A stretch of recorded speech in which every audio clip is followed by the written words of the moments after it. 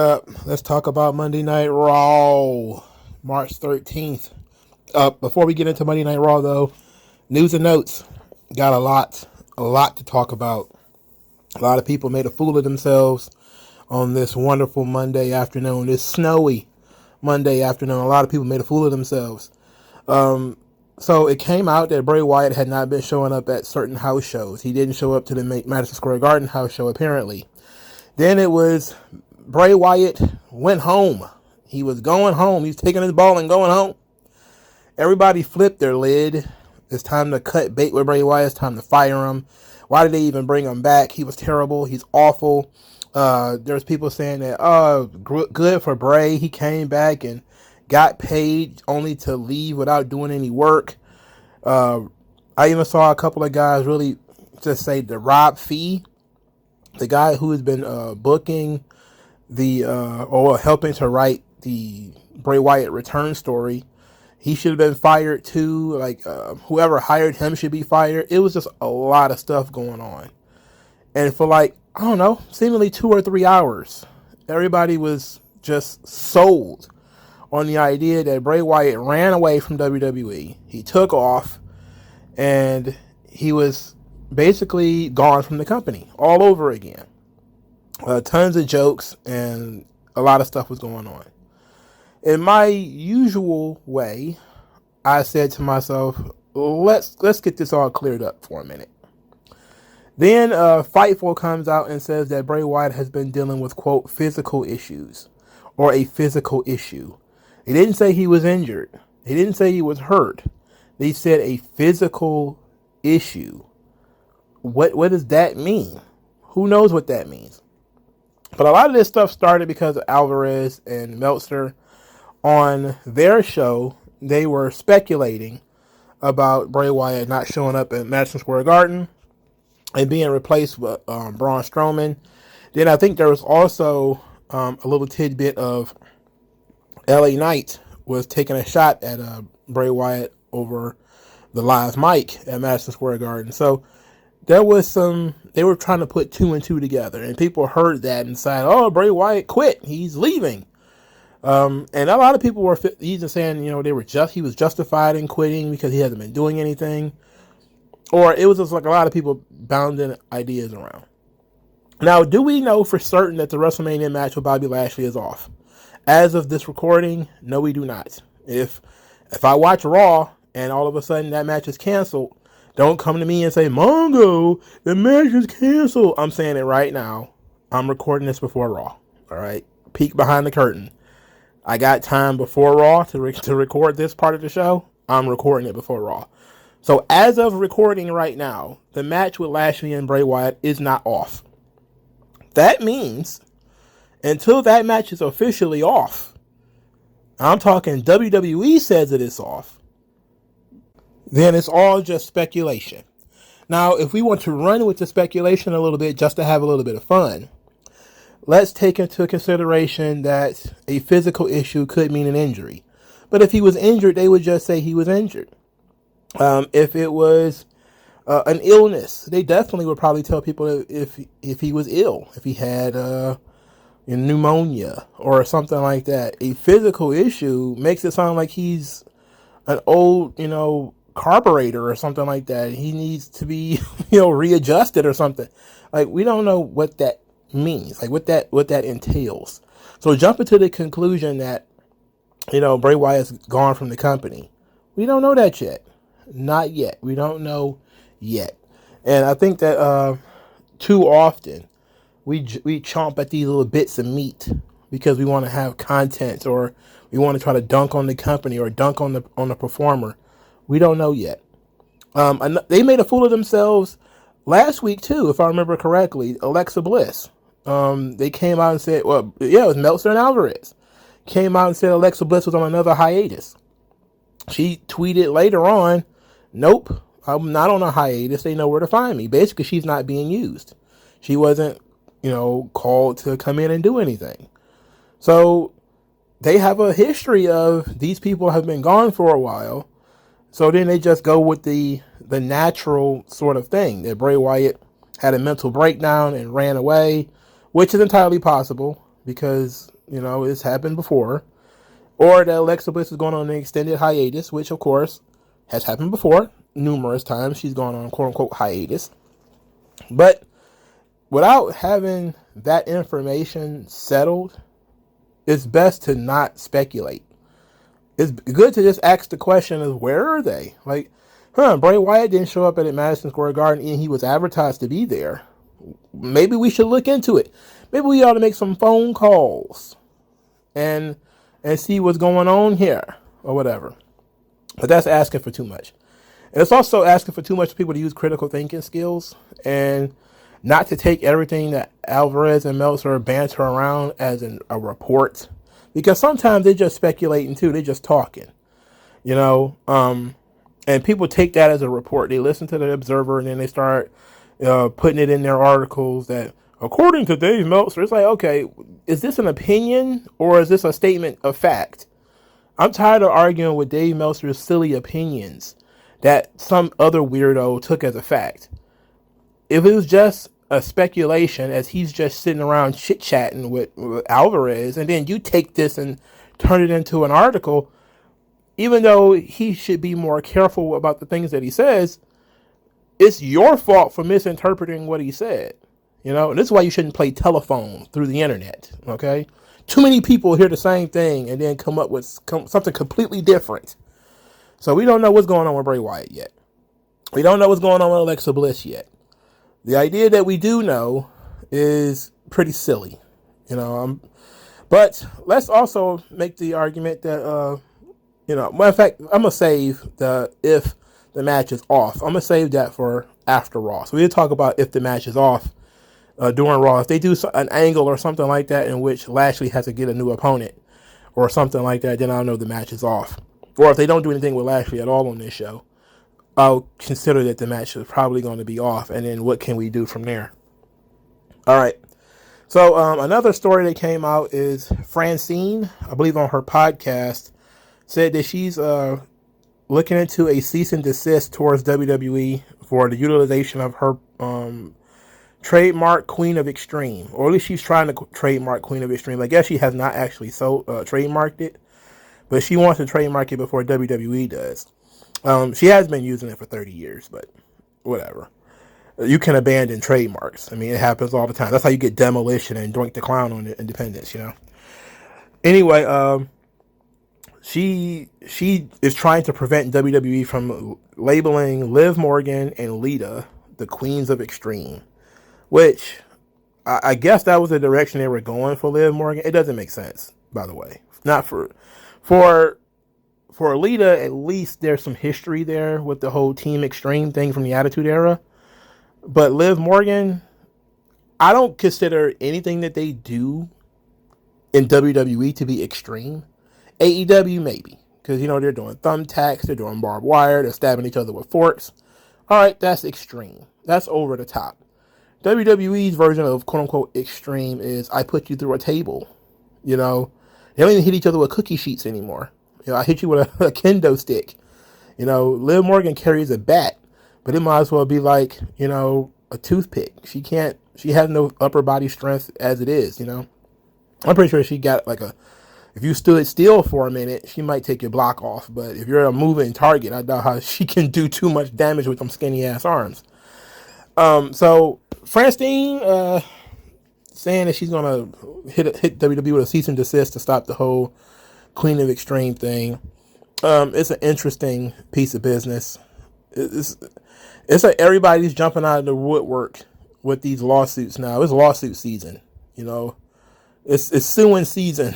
Everybody's going to sue everybody at this point. The weird thing is, I don't think if she doesn't have it actually trademarked already, that would be a surprise to me. She should have trademarked it a long time ago. She's been using it for 30 years. I don't see how she could use it all that time without trademarking it. But she probably should just go ahead and do that. For me, Francine is the Queen of the Extreme. That's fine. Plus, it doesn't really apply to Liv Morgan anyway. And then Lita's not even going to be around that long. So it really is not worth the argument, to be real. All right, one last thing. And this is more of a SmackDown thing, but I want to talk about it anyway. is that apparently Ridge Holland has been getting death threats. Now, he went on Twitter and talked about getting death threats towards himself and his family. As a story came out where Big E basically says that he's okay with his career being over. Now, he didn't say that his career was over. He said he's okay with whatever decisions the doctors make. Now, what he's saying is, he's been saying this for a while now. He's been saying it since the injury. Since he, has been able to walk around and everything. He's been saying that, if this is he's just glad to be able to walk. He can still enjoy his life. It's okay if his career is over. He's all right with it. He's come to grips with maybe that part of his life being over. Especially since he still probably will have full movement of his body. It's just going to be an issue with, taking bumps and stuff like that. So all of a sudden, all these weirdos online decided they wanted to attack Ridge Holland and just go after him over Big E. It's like, if you were going to do something because you're upset, let's say, and you're upset on somebody else's behalf, why is it that these people who are upset on somebody's behalf always go so much further than the people themselves? Like, in all of these situations, you have to ask yourself, is this what Big E would want you to do? Is Big E the kind of guy who would think that you were a great dude and a super fan because you were, yelling death threats at Ridge Holland over Instagram or Twitter or whatever over this injury? Would you think he's going to give you a high five over that? Big E is a big goofball. There's no way he'd be down for nothing like that. Why are you more upset about it than he is? Look, guys have come back from broken necks before. I'm taking it that he can come back. It probably might be a while. Usually a year for a broken neck is about average. I think Benoit was gone for a year. Edge was gone for a year. I think Lita was gone for a year. A year for a broken neck, yeah, it feels about right. I think the only person who didn't leave that entire year was Steve Austin. He was back a couple of months later. That said, we don't know. Again, it always boils down to people being ignorant and then feeling with the lack of information comes a lot of speculation and people misunderstanding and not knowing what's going on. It's like, it's okay to not know. You have to be comfortable with not knowing. And I think Big E is comfortable with not knowing. As long as he can get up and it doesn't really affect his quality of life, I'm pretty sure he's okay not knowing whether he can wrestle again. But for the fan base to still be this way, it's insane. You're a psychopath. Even worse, you're low IQ. Okay? Very low IQ. And I feel bad for Ridge Holland because this is one of those things that's going to follow him for the rest of his career, and it's probably going to affect his abilities going forward. It's going to affect his career definitely. Sometimes when guys are involved with these kind of injuries, people say, oh, you know what? It could have happened to anybody. It could have been any of us. Secretly, they're like, I'm not working with that guy.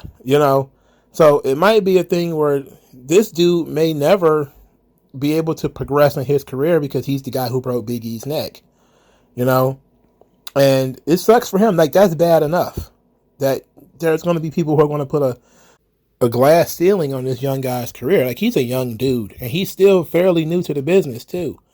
So you're talking about this guy who is involved with this horrible situation and he's got to think about this all day, every day. He doesn't know what the people are whispering in the locker room about him. He doesn't know what the bosses think of this. Who knows how this is going to affect his career in the future. And he has to think about that. And I think that's bad enough. It's one of those crime and punishment type of situations where I know the mental stress that he had to have been under. Like, remember the D'Lo Brown situation where D'Lo got really, really, really upset about draws, and he actually wanted to retire. He wanted to quit the business afterwards. He was that upset over putting draws in a wheelchair, and it was over a move he'd done 100 times. And I think he even left the WWE because he had to get out of that environment, and his confidence never really came back. Even when he went to TNA, he still never really got back to what he was before that injury. He was still a solid performer and everything, but he never got back to where he was. And sometimes guys don't get back, especially if they have a heart. They never get back. So I think we need to consider that if we're going to yell and scream at Ridge Holland. Take into account that unless you have a history of injuring people, it's a one-off and it can get pretty bad, and it was pretty bad. But sometimes that is its own punishment. All right, so let's get into Monday Night Raw, y'all. All right, so let's talk about this show. What's my rule? You guys should know my rule by now. If it's more than 5 matches, it's probably not good. Tonight, there were 7. 7. So, you already know what the answer is. The reason why that rule always works is because the time you spend on useless matches is not spent doing things that matter. So we got things that matter that were not addressed on this show. We're going to talk about those at the end. But first, let's talk about some of the useless stuff that actually occurred. But as a matter of fact, let's start with some useful stuff. Edge and Finn Balor, they started agreeing to their WrestleMania match. Edge upped the ante by saying it's a Hell in a Cell match. Edge said that Finn Balor had made Judgment Day better, made him quit, and made his life a living hell for a year. He also gave Finn Balor a lot of credit. He also mocked Judgment Day a little bit, saying that they were like an Australian, Irish, Puerto Rican emo gang or whatever. And I was like, okay, all right. But the important thing here is Edge stressed that he needs to finish this thing with Finn Balor because he doesn't have a lot of time left. He said he spent the first year of his comeback wrestling in front of TV screens, and he's wasted a year on these guys. He's got to finish this so he can get back to doing what he wants to do before his career is over. So I do like the sense of urgency in terms of Edge saying, look, enough's enough. It's time to end this thing. Finn Balor responded by not only accepting, but says that he's been to hell before and it spit him out because it couldn't handle his demons. At that point, Judgment Day jumped Edge. He just walked down to the ring and beat Edge up. It was literally that simple. Johnny Gargano, Dexter Lumis, and Candice LeRae came out there to make the save. All right, so this opening segment was pretty solid. It's always kind of, rocky when it comes to Finn Balor being on the mic, and because his accent is so thick. But I'm actually okay with this. Now, in terms of the Hell in a Cell match itself, this was kind of rumored. A lot of people rumored for a long time that there would be a Hell in a Cell match between Edge and Finn Balor. This feud has been going on for a long time, and it is worthy of a Hell in a Cell match. Unfortunately, the Hell in a Cell has been sort of prostituted over the last, 10, 15 years. That it doesn't mean as much as it used to be. But it's still a great feud-ending story, and bringing the Hell in a Cell to WrestleMania is a great attraction. And that's one positive thing I will say. It's a very, very good attraction. A lot of people thought it was going to be Brood Edge versus the Demon. It still might be that, but I don't think you need that hook when you have a Hell in a Cell. I don't think you need to put the gimmicks in the gimmick. Maybe you don't need that, but at the same time, maybe you do. Maybe you need to go a little bit darker in the Hell in a Cell. But I generally speaking, I like this idea. I love this. The promo battle was okay. Edge was, but I did like Finn Balor and Judgment Day, and this was cool. All right, so speaking of Judgment Day, Damian Priest and Dominik Mysterio defeat Dexter Lumis and Johnny Gargano in a tag team match that seemed to go on forever. Damian Priest pins Dexter Lumis with the South of Heaven. Dexter Lumis actually started to get over in this match a little bit. It began with the hot tag, which was actually well timed, and people was actually up for it. Dexter Lumis did a kip up, which Damian Priest actually stopped to sell. It's like, whoa, this guy's a hell of an athlete, despite the fact that he looks like a psychopath. So this was fine. Dexter Lumis got a nice little reaction. Johnny Gargano did his work rate stuff, and then the match was over. It was fine. It wasn't a big deal. I don't know what more we could have done, but we did that. So I don't know why Gargano and Dexter Lumis are his saviors. Why are they involved in this? I don't know. Maybe I just don't remember.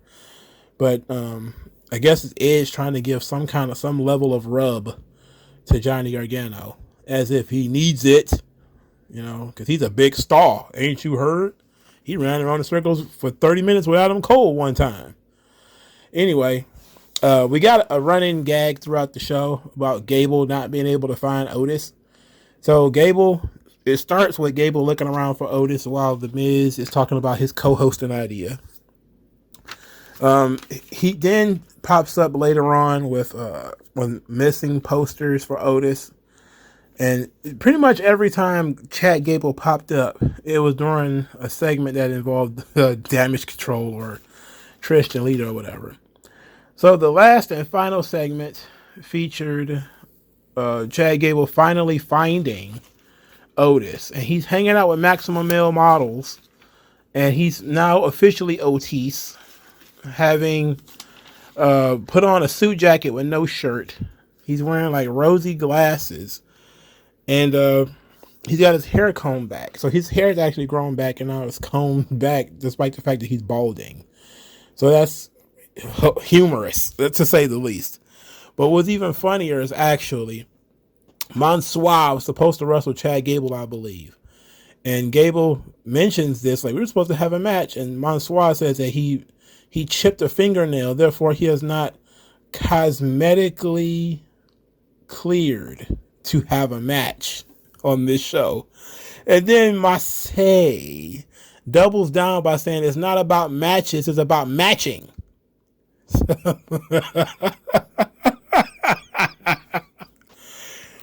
They said that Chad Gable broke their camera with his ick. It was ridiculous. It was a lot of ridiculousness packed into this probably 2 minutes. And I have to say, I was entertained. Chad Gable tried to talk Otis into rejoining the team and going to work out or whatever it is that they do between the two of them.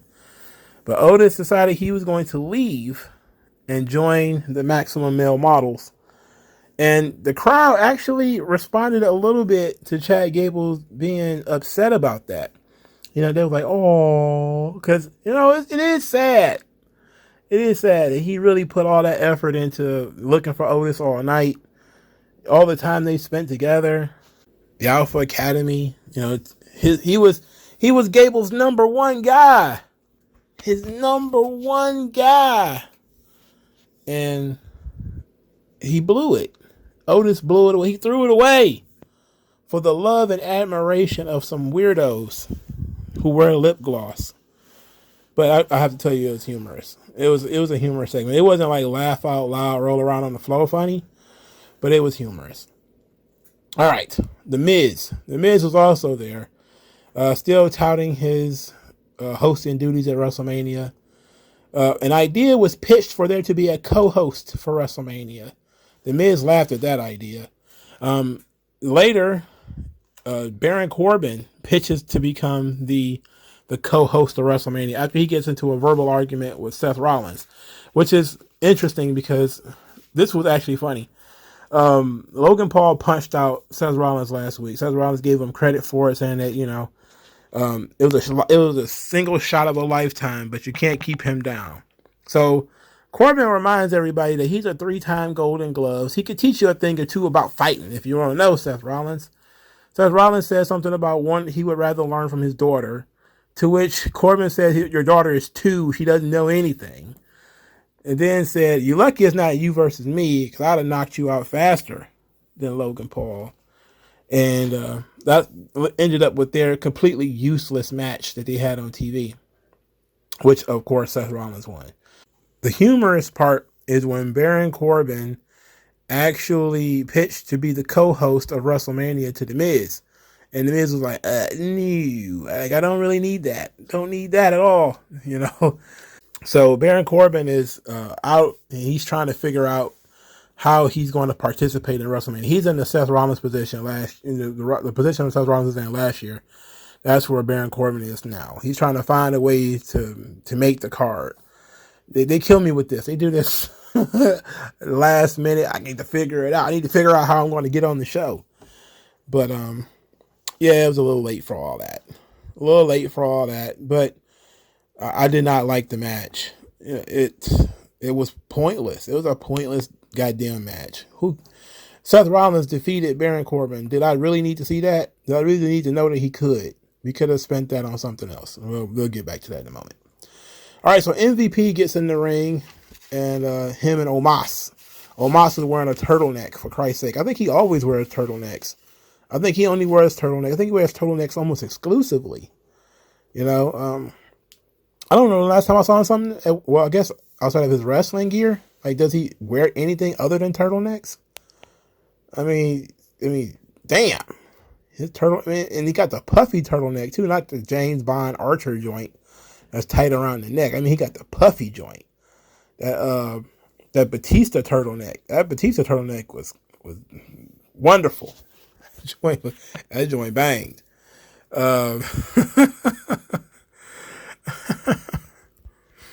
So, MVP called out Brock Lesnar. Brock Lesnar took his time walking around the ring. They got a holy shit chant just for the stare down of Omos and Brock, which I was impressed with, if we're being honest. So Omos put his fist near Brock's head to show the size of Omos's fist in comparison to Brock's head.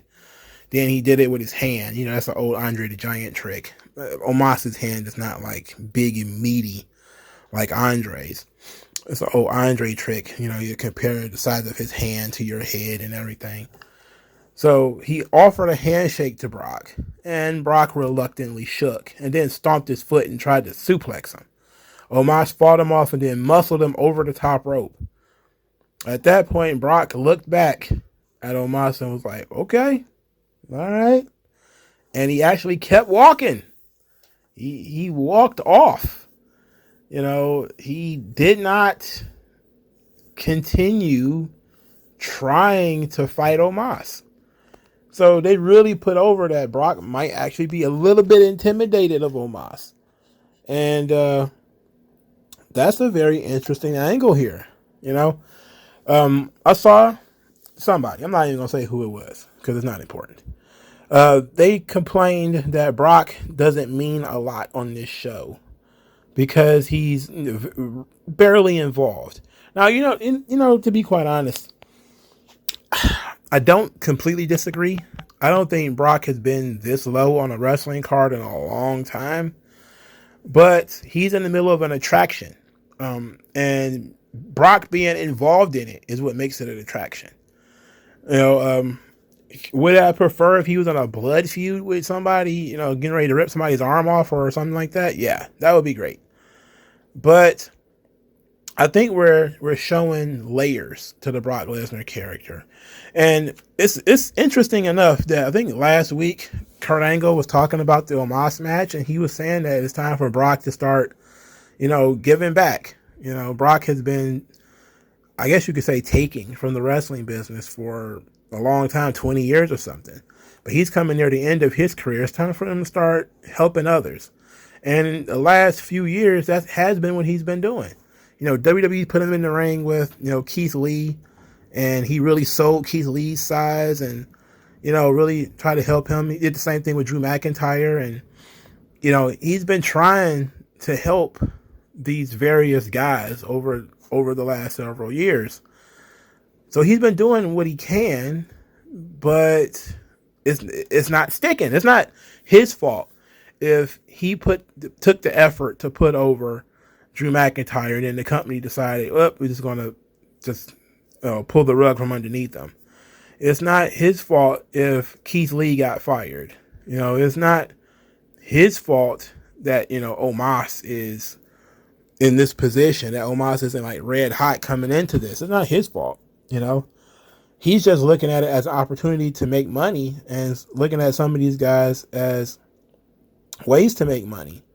And that's really what an opponent is. An opponent is an opportunity to make some money. Brock is looking at for a guy that he can make some money with, that the company can make some money with. And he's, identified that with Omos. And I can't complain about it, But I don't think him, quote unquote, giving back means that he should just do jobs. I'm not sure about that. But in his own way, Brock is putting guys over. He's not, letting them pin him in the middle of the ring, but through body language, doing little things like backing off, he is helping. He's really helping get these guys over in the eyes of the public as tough guys or big guys or guys who are a challenge even for somebody like him, who we've seen do everything. So I'm very impressed at what Brock is doing. I do think he's giving back. And look, the best we can hope for here is 6 minutes of solid motion and hard-hitting big man stuff, and then I'm good. Literally, this match doesn't need to be 10 minutes. It needs to be, this is a special feature. This match needs to be 8 minutes tops, not including entrances. 8 minutes of bell to bell. That's it. That's the best you can do. You're asking for too much at that point. Okay. So Cody Rhodes defeats LA Knight. Then he cuts another promo of a lifetime. This Cody promo was something else. He says that he doesn't work for the Bloodline, so he's not going to listen to their warnings. And says that he can fight alongside Kevin Owens if he wants to. He can fight alongside Sami Zayn if he wants to. And says that this thing became personal for him when he stepped into this ring for the first time at 21 years old. He said he used to think he was a prince of the business. And now he stands there with no chip on his shoulder, no title, no nothing. And that he acknowledges Roman, but Roman needs to acknowledge him. He waited his whole life for this moment. And it's not just for him, but it's for everyone who followed him over the years, everybody who believed in him, not just the people who carry his blood. That he wants to be the first Rhodes World Champion in WWE. Got to put that asterisk there. In WWE. The passion in this promo, the intensity of this promo, you believed everything that he said. He said it with conviction. And I think that this kid's coming across very good. The story with him and Roman it's a story of not just, two legacy performers, but it's Roman who was handpicked, similar to Drew McIntyre. So similar to Drew McIntyre's story where Cody had all of the tools, but he didn't get picked. He was a chosen one, but didn't get picked. He had to go and find his own way. That's where you get from undesirable to undeniable. For Drew McIntyre, it was failure, internal failure for the most part, that led to his exodus. And then he returns as a conquering hero. For Cody, it's similar, but it's more of an external failure. He was kind of forced and pigeonholed into a position, where that's what they thought he was. And then he went somewhere else and became something else, and now they value him more. So he can come back as a conquering hero. It's both of a conquering hero story, but they're going to actually, I'm guessing Cody's actually going to get to, quote unquote, finish the story. So this guy has been doing excellent work in terms of his promo skills. He's been doing fantastic. So can't complain there. All right. Absolutely empty Elias versus Bronson Reed match. The short arm power slam that Bronson Reed did in this match, I loved that. I thought that was awesome. I don't think I've ever seen that before, a short arm power slam. Bronson Reed and Elias, neither one of them got a reaction. I don't think people understand why would Bronson Reed be over. Like, he doesn't talk. He doesn't do anything. He's not been a part of any angles. He's not in an angle. He's not in a feud, and he doesn't talk. Why should he be over? That's what I want to know. What are you doing for him to be over? I don't know. I have no idea. I have no clue. Double back to the Cody segment. Kevin Owens says that he needed help all this time, but he never got it. That there's history between him and Sami Zayn. He wants no part of Sami Zayn. And to be quite honest, he doesn't want help from Cody either. He wants Cody to focus on Roman because he doesn't want to be the reason why Cody fails at WrestleMania. He then, of course, believes in himself that he's going to be able to defeat Solo Sikoa, even and whoever he brings with him, but he doesn't. Kevin Owens, it was a decent brawl until Kevin Owens was led into the trap where the Usos jumped out of Gorilla and they beat the tar out of Kevin Owens, and then he was just pinned with the Samoan Spike. It was anticlimactic as all hell. It was, of course, just a storyline. The storyline being that Kevin Owens and his desire to fight by himself, he stands no challenge to the power of the Bloodline, which is true, and we've known that for a while now. I don't understand why we needed to have this match in order to prove it. But it was fine because I know they wrestled before and they didn't get a finish, so at least they got a finish this time. And plus they now have the Usos beat up Kevin Owens and cost him a street fight. So now he's going to have to maybe change his mind. Interestingly enough, I probably should double back. Heyman cut a promo too. Because Heyman says that Kevin Owens is a problem. His problem will be solved by Solo Sikoa, which it was. Then he said, Cody has to make a decision. Is he a challenger or is he a problem?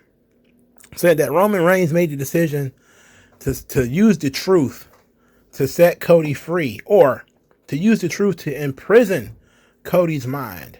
But Cody decided to make this personal towards Roman Reigns by getting in Bloodline business. That's what he meant. So he says that Cody story is very personal. That's what makes him a compelling challenger. But to make it personal to Roman, that's just kind of foolish. So Cody decides he wants to acknowledge his tribal chief. Well, fine.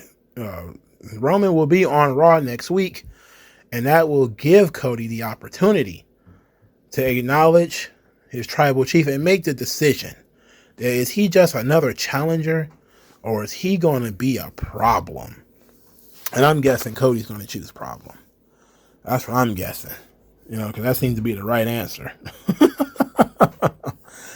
Good work here. Not a lot of Bloodline stuff on this show. Paul Heyman had a really good promo. Cody cut a really good promo. Solo Sikoa had a decent match. So, they took the foot off the gas a little bit on the Bloodline stuff, which is fine. It can't always be 100% everything really good all the time. So you got to have down weeks. I think we're too close to the show to have too many down weeks. But they're setting up something here. This is more of a seed planted, seed watered situation. They're watering the Kevin Owens story right now. All right, so Austin Theory is walking around cocksure backstage, and he runs, and the Street Profits just start bullying him out of nowhere. They're making fun of him, especially Montez Ford, calling him Baby Cena, asking him where is his ruthless aggression, all these sorts of things. And then Tez dared Austin Theory to try him. This was before Austin Theory even said anything really to him. So Austin Theory says that he's not upset because he always get what he wants, and he got what he wants, which is John Cena versus Austin Theory. Then he says that he wants to know which one of these two members of the Street Profits has a backbone, has fire, has desire, and he said he knows it's not Tez. He says that anytime Tez tries to do anything, he falls on his face, and that Austin Theory can't relate. He succeeds all the time. He's the youngest Money in the Bank winner, youngest United States champion, all this stuff. And said that Montez Ford was a choke artist. And then he asked both of them, what are they doing at WrestleMania? He said, well, nothing. At this point, before that last line anyway, Angelo Dawkins challenged Austin Theory to a match, to which Austin Theory accepted. So another pointless match. Instead of having Austin Theory talk about John Cena, who, ran him over with a tractor last week verbally, Austin Theory cut down the Street Profits after he got made fun of by the Street Profits. So let's see how this goes. So John Cena just completely drops a meteor on your head last week. This week you're smiling about it, and then the Street Profits are making fun of you. So then you made fun of them, but you really don't have anything to say to John Cena, who said all this horrible stuff about you not having balls, or you not having any heart, or you not having a brain, or anything. Basically, he just said you a cowardly lion, a tin man, and a scarecrow, all at one time. And your response is to call Montez Ford a choke artist.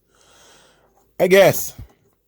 Again, I'm very frustrated, not understanding why you would think Austin Theory's response should be to beat D'Angelo Dawkins in a match. That shouldn't even be in the discussion. We should have been crafting a way for Austin Theory to cut a promo on John Cena, and get some of that heat back, I don't know, but it's clear they're setting up Montez Ford and Austin Theory, and so that match is going to be next week. But Angelo Dawkins and Austin Theory was actually pretty good. Can't complain about that match. It was actually very solid. The crowd was into it. They were chanting Baby Cena at Austin Theory. I think they also chant You Can't See Him. After the match, Austin Theory put Angelo Dawkins in the STFU. So basically he's going to start copying Cena moves, I guess. That's no fun. I'm very confused about where they're going with Austin Theory. The guy is really good on the microphone. He can talk. But he mostly just gets made fun of all the time. That's just mostly what happens to him. He gets picked on literally all the time. You'd think he was Rey Mysterio, the way he gets pushed around pretty much every week. Speaking of Rey Mysterio, Rey comes out there to once again try to give the audience some kind of credit for his Hall of Fame. He's again interrupted by Dominik Mysterio. Dominik Mysterio says the Hall of Fame career was built on his expense, that Rey missed his 8th grade promotion, that when he was 16 years old, Rey promised him a new car. All of his friends had Mercedes, and Rey bought him a BMW. And he says it wasn't even an M series. I don't know what any of that meant. But it made some people in the crowd smile. And some people on Twitter actually reacted to it. So I'm guessing it's a old car. I don't know. I don't know nothing about cars. I'm not even going to hold you up. I used to help build cars. But I still don't know nothing about cars. In any event, Dominik said that Rey is a sad, ugly excuse for a man, then challenged him to a match at WrestleMania. Rey still loves Dominik, says that he will not fight his son, and then he walks away. As he's walking away, Dominik is calling him a coward, essentially saying that he's only teaching him what not to be, which is very unfortunate. I mean, that's very rough. A lot of people are starting to turn and get kind of frustrated with Rey due to Dominik's antics and how long it's been going on. I don't know. I'm of two minds on it. Like, I think that if a character has a code, or if a character stands for something, yeah, that will be frustrating. Like a lot of people that's frustrated that the Batman doesn't just kill the Joker. It's like, you should just kill him. It's weak if you don't. It's like, well, I think the real weak person will allow themselves to be manipulated, So in this situation, that Dominik is trying to manipulate Rey. He's trying to control Rey's emotions. He's trying to push Rey to do something that Rey don't want to do. How is you a strong character if you can be, manipulated into doing things you don't want to do? So it's a thing where Rey has conviction. He has faith. He thinks that, he can just avoid this situation, which is why it's got to be something that's got to occur that's going to push Rey into the this needs to be done category. This is absolutely what has to happen. But I understand how frustrating it is, though, because Rey kind of just stands there and lets Dominik go off. And maybe that will play into the story later, is, Rey can say, look, all this stuff I'm going through, Not all of it is false. You know, I did miss a lot of birthdays and holidays and stuff like that. This is my penance for that, you know, to have my son not respect me because I wasn't there. I can, he can understand that. And that would be like a nice little story element to say, like, look, I refuse to fight my son for his frustrations with me. I would be frustrated with me too if my dad wasn't around a lot. I would be frustrated with me too, Of course, you would eventually have to get out of that mode, though. And that's why I'm saying there needs to be a breaking point. And it seems like we're just kind of treading water with the Mysterios, especially since they just did this on SmackDown. It seems like we're just treading water. And I want this thing to move because we got 2 weeks. This thing needs to move. It needs to move quick. We need to get to a point where Rey blows up and is ready to beat the shit out of Dominik. I know a lot of people are past that point. Like, we definitely need to hurry up and get there. All right. Let's see what else we got here. Okay, so early in the show, Damage Control jumped Trish Stratus and beat her up. Then Kathy Kelly just hung out outside the the medical room or whatever, waiting for Trish to emerge. She actually did show up like in the third hour and said that Damage Control is going to get their heads kicked in and they done nothing but piss her off. Like, okay, but where's the next part of this? It seemed like this a part was missing. Like, where's the part where they find Damage Control and cave their heads in? Where is that part? Where's the part where Damage Control comes out and gloats about what they did, only to get confronted? Where's the part where everybody thinks Trish Stratus is not going to make it, only for her to make a miraculous return at the end or something? It just felt like something was missing here, It was just kind of like, Trish is okay. And then everybody's like, okay, Trish is okay. Thumbs up. And then that was it. That was the end. That sucked. That was not good.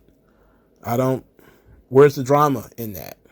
I don't know. Maybe they felt like you only needed drama for 1 week. But that's not an episodic story. That's like putting somebody in a coma and they wake up 20 minutes later. It's like, oh, so you went with the coma spot, but you just decided he was going to be in coma just as long as you need for them to be in the coma, huh?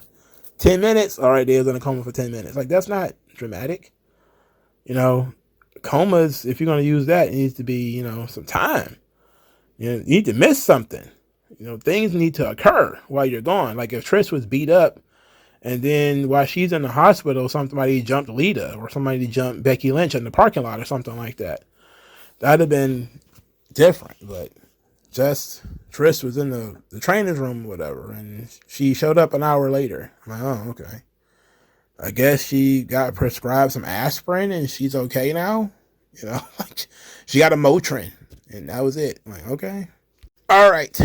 Bianca Belair defeats Chelsea Green, of course. Afterwards, she's jumped by Carmella and Chelsea Green. Asuka once again ran down to the ring to save her. And Asuka then starts to tease Bianca Belair as she picked up the title. And she's playing keep away from Bianca, dancing and laughing and everything. And Bianca getting frustrated, trying to get the belt from her. And Asuka just keeps dancing around. And then eventually Asuka just kind of tosses it at her feet, spits up the blue goo, and continues laughing at Bianca.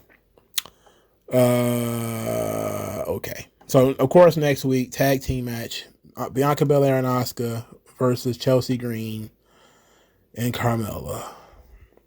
What is it about Bianca Belair that they keep doing this to her? Like, her first feud with Sasha Banks, they did almost exactly the same thing. They just built a storyline around pretty much Carmella. Like, pretty much third parties are like, why? That's what I want to know. Why? Why can't we just turn Asuka heel? Because that's clearly the direction we're going in. Why can't we just turn Asuka heel? Have her spit in Bianca Belair's eyes or knock her out or spinning back fist or knock her down, something.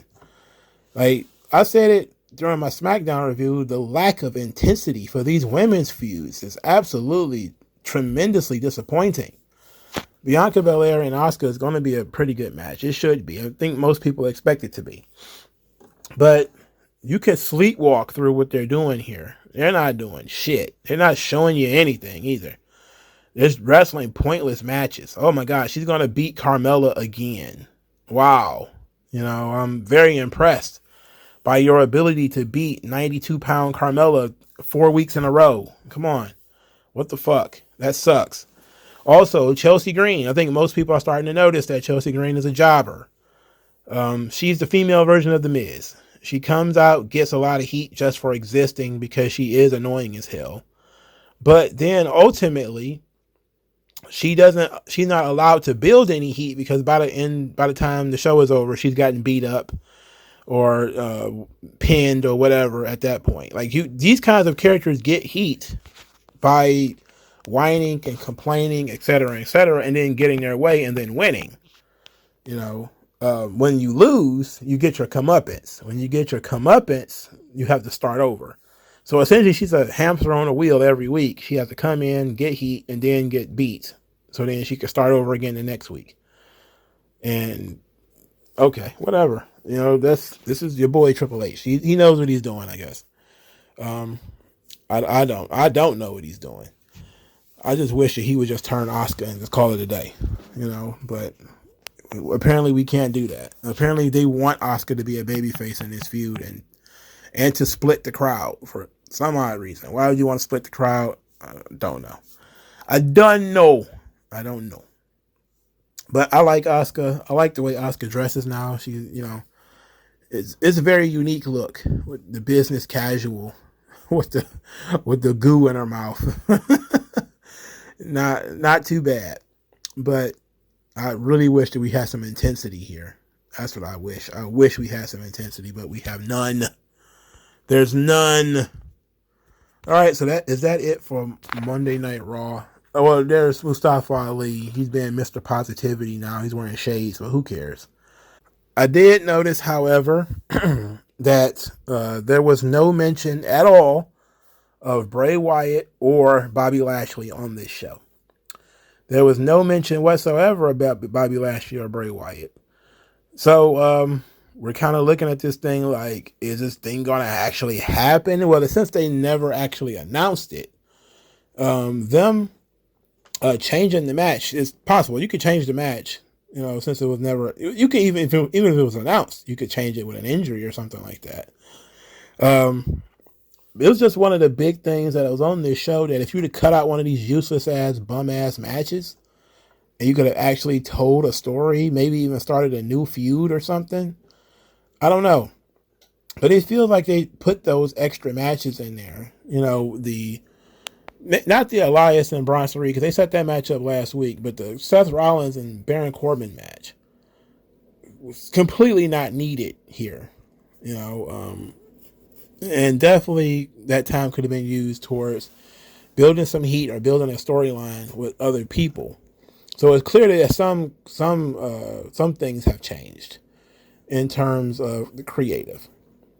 So let's say, for instance, that Bray Wyatt is out and you need to do something with Bobby Lashley.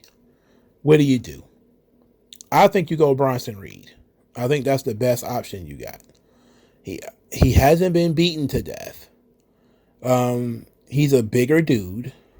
He has, I hate to put it this way, he kind of has that Bam Bam Bigelow, earthquake style offense where he's a big, brutal dude. He could test Bobby. He's shorter than Bobby because he's like 5'8" or something like that. So he's like small, but he's wide. And he's a guy who needs something. And I think that if you put him on the main stage with Lashley and give him a little bit of time, especially if you give him some promo time and something to talk about, you might actually get something out of Bronson Reed. I think he's one of the guys on the roster that you probably could test Bobby Lashley with if Bray Wyatt is not going to make it. And then Lashley needs to have a match. I think that putting him in there with Bronson Reed is a great deal. Bronson Reed's not doing anything. And if he loses, so what? He wasn't doing anything. So it's not like you're screwing up something because he lost. They definitely needed to do something with Kevin Owens. Maybe having Cody come out and save him anyway. Maybe having Sami Zayn come out and save him anyway. Look, the thing is, yeah, your babyface can say, I can handle this alone. I can do it by myself. Of course, you should want that. You want your babyface to say that. But ultimately, the other babyfaces should know good too. And they should know that 3 guys jumping this one guy is not the right thing to do.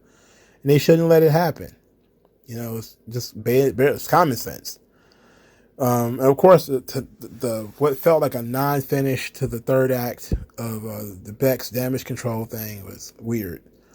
I don't know. Like they took the time to finish up the Chad Gable Otis thing, but they didn't do anything with the damage control stuff. They had Trish Stratus on their show. She didn't even cut a promo or doing anything. Like, you would think that would be important. That she would explain why she's a team with these people and what her problem with damage control is. Like, that would be nice. Or for damage control to talk and, demand a rematch for the tag team titles or something. Or to do literally anything other than, just attack Trish Stratus and then apparently leave the building for the rest of the night. So, I hope they get paid a salary, so they get paid pretty much the same thing, whether they wrestle for an hour or they don't wrestle at all or they don't appear or whatever. Well, you do get bonus if you're actually on the show. So to me, they're stealing money at this point. This didn't feel like a Road to WrestleMania show. It's unfortunate, but there was too much filler on here. I understand that the filler might have been because creative has to change, likely due to if Bray Wyatt is not going to participate at WrestleMania, then you do have to change the creative. A lot of people want LA Knight to take Lashley's spot, but LA Knight loses on TV pretty much every week. He's getting beat up pretty much every week. Nobody's going to believe that LA Knight can beat Lashley. And you don't want to have a WWF main event match stuffed in the middle of WrestleMania because, you don't know how to book a show. At this point, if you absolutely have to do something, you have to do something quick. I guess you have a Bobby Lashley open challenge and then you have like Bronson Reed take it up. Then you tell the story of whether, Lashley can even put the Hurt Lock on Bronson Reed because he's so wide and big. And then you just that's a story you can tell in a couple of hours.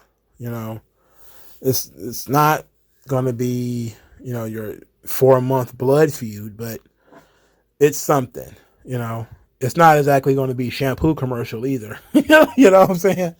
So I would go with that route. I would go Bronson Reed, Bobby Lashley, only because Bronson Reed ain't been beat to death on TV. He's one of the few people who hasn't been beaten to death.